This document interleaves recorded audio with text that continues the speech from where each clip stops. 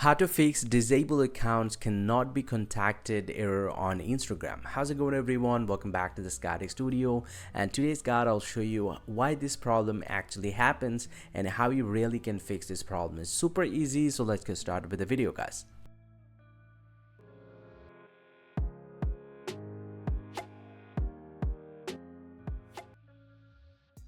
Well, so this error commonly appears when someone is actually disabled or deactivated their account. But you can try doing some of the important things in order to fix this problem. First, simply go and open up the Instagram application from your iPhone and tap on this message icon at the top right here and select the person we are getting this error for.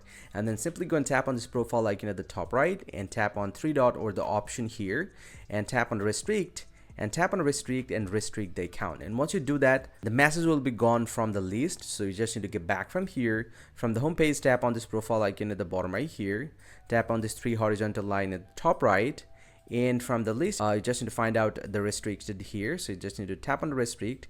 And he'll get to see the account that we have recently restricted. So you just need to tap on unrestrict.